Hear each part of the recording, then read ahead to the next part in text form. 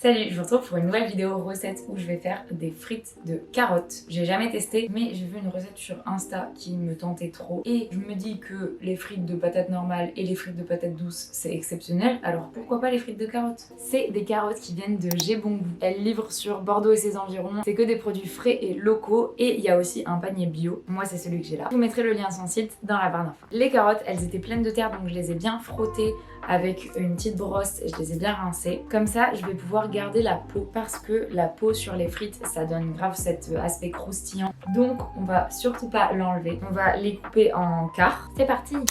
Quand je coupe des carottes ou n'importe quel légume, je fais toujours plusieurs en même temps. Par exemple, si je dois couper des rondelles, je vais faire tac tac tac sur les 4 en même temps. Comme ça va plus vite. Et ensuite, maintenant que j'ai des petits bouts comme ça, je vais venir les couper en quarts.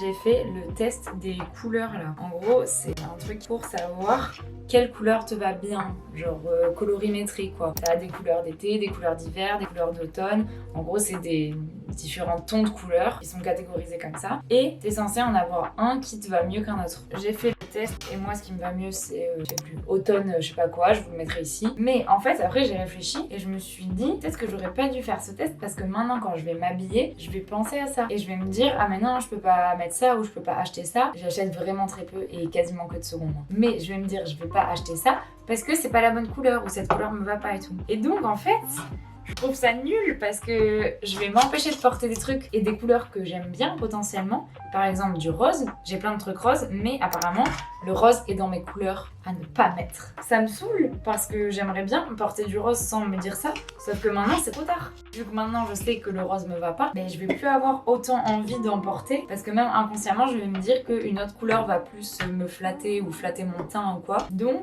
c'est nul en fait. Après, même avant d'avoir fait ce test, je savais qu'il y avait des couleurs qui m'allaient pas. Par exemple, le jaune vraiment poussin, je trouvais que dès que j'en mettais, j'avais un air malade. Genre vraiment mon teint, il était pas du tout mis en valeur. Il était super terne, super pâle. Enfin vraiment en fait ça m'allait pas. Et j'avais déjà remarqué que cette couleur m'allait pas. Dans ce cas-là, c'est moins chiant parce que c'est moi-même qui le remarquais et que t'as pas envie de mettre des couleurs ou quand tu vas te regarder dans une glace, tu vas te dire ah non vraiment là j'ai l'air pas en forme. Mais maintenant, ça me le fait avec plein de couleurs où je m'étais pas spécialement dit que ça m'allait pas.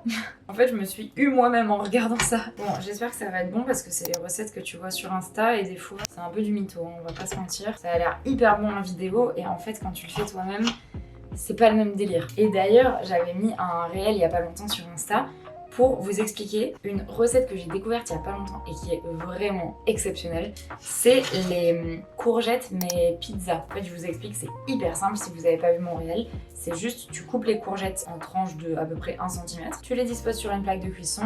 Tu mets du sel dessus pour les faire dégorger. Ensuite, tu rajoutes de la sauce tomate. Enfin, plus de la purée de tomate, un truc assez épais. Ensuite, feta, chapelure avec plein d'épices à l'intérieur, du cumin, des herbes aromatiques, du paprika, ce que vous aimez, et du gruyère. Tu le mets au four, 20-25 minutes, et c'est excellent. Sauf que l'autre jour, je suis allée faire une soirée chez une copine où du coup on a préparé ça à manger parce que moi je leur avais vendu le truc en mode c'est vraiment le meilleur truc du monde, vous allez voir, c'est exceptionnel machin. Sauf que pour ma défense, on n'avait pas exactement les bons ingrédients. On avait de la sauce tomate hyper liquide qui fait pas purée mais qui fait vraiment coulis. On n'avait pas de feta et pas de chapelure. J'avoue qu'en fait il manque beaucoup d'ingrédients à la recette, c'est un peu normal qu'elle ait pas marché. Et c'était bon, genre c'était vraiment pas dégueu tu vois, mais c'était pas du tout aussi bon. Comme quoi, des recettes simples, il faut quand même avoir les bons ingrédients et les bonnes herbes aromatiques et la bonne chapelure pour que ça rentre bien et pour que ce soit bon au final. Maintenant, j'ai toutes mes frites coupées dans ce petit saladier. J'ai aussi des herbes fraîches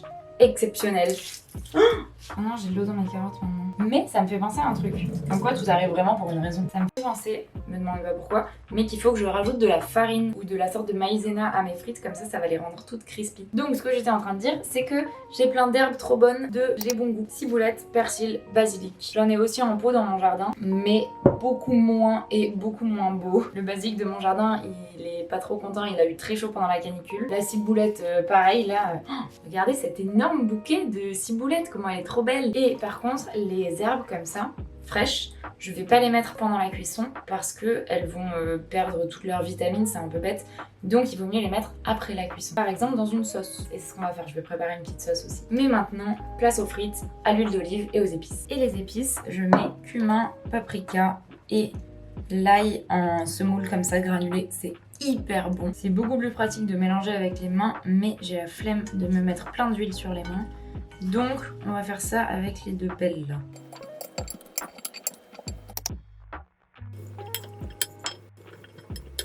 J'ai pas de papier cuisson malheureusement réutilisable. Mais les réutilisables la plupart du temps ils sont en plastique, donc je sais pas à quel point c'est vraiment plus écolo. Je sais pas si c'est du greenwashing ou pas. Et deuxièmement, j'ai peur qu'ils relâchent des perturbateurs endocriniens en chauffant. Parce que je sais qu'il faut jamais faire réchauffer ces plats dans du plastique au micro-ondes par exemple, parce que ça relâche des perturbateurs endocriniens. Je sais pas, si vous avez une bonne alternative au papier cuisson, dites-moi. Surtout que le mien en plus il est blanchi, donc c'est pas bon non plus. Il vaut mieux du papier marron en fait, qui n'a pas été blanchi parce qu'il rajoute forcément des produits pour le rendre plus blanc. Donc en général, le plus brut possible, c'est le mieux. Mais on fait avec ce qu'on a. Ça c'est la partie chiante où il faut toutes les décoller parce que si elles se touchent entre elles quand elles cuisent, elles vont pas bien être crispy.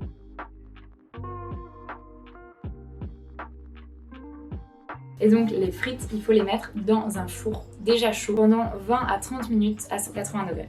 Je vais faire ma petite sauce dans un Tupperware direct, comme ça s'il en reste, on aura juste à le refermer et le mettre au frais. En plus, c'est des Tupperware en verre qui sont trop bien, du coup ils peuvent aussi servir de plat à mettre au four, si tu fais un petit gratin ou des trucs comme ça.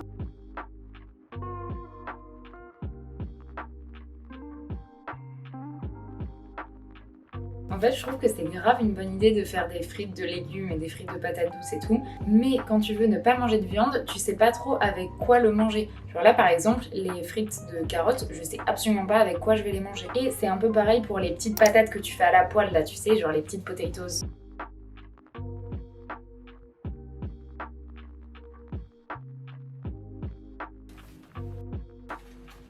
Elles ont l'air trop bonnes. Je les ai remises parce que 20 minutes ça suffisait pas du tout. Je pense qu'en tout j'ai dû mettre 35 minutes. C'est bon, j'ai l'impression que ça me manque encore de cuisson. Ou alors c'est peut-être que ça a une différente texture que les frites normales de patates douces. Voilà, j'espère que cette petite recette vous aura plu. Et j'espère que vous allez bien, que votre rentrée s'est bien passée.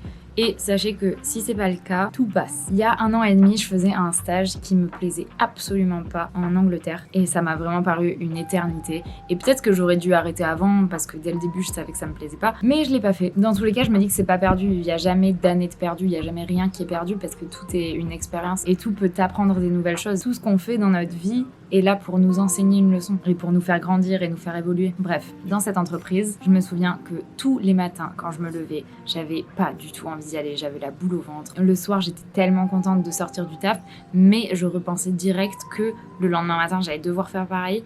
Et c'était pareil pour les week-ends, c'est-à-dire que le vendredi soir j'étais refaite, mais dès le samedi, je me disais déjà oh là là, lundi c'est bientôt, je vais devoir retourner à mon taf, ça va être horrible. À cause de ça, je profitais même plus de mes week-ends, je profitais même plus de mes soirées, je profitais plus de rien en fait. Et je me souviens que plein de fois quand j'étais au travail et que je regardais l'heure, j'espérais qu'il soit beaucoup plus tard que ce qu'il était. Et j'ai réalisé qu'en fait c'était hyper triste de se dire ça parce que notre temps sur Terre il est compté quand même, notre temps il est précieux.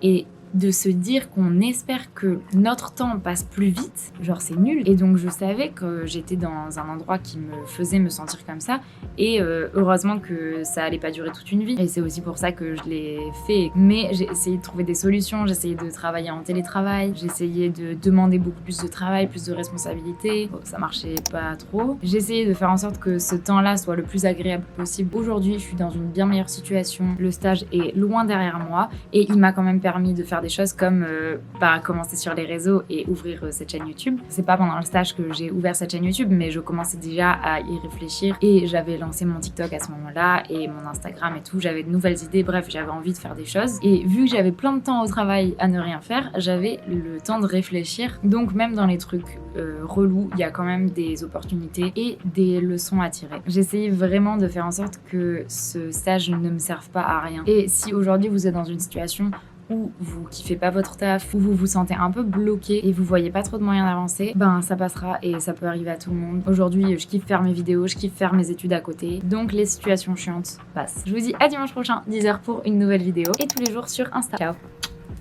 Et regardez mon petit chat, comment il est trop chou.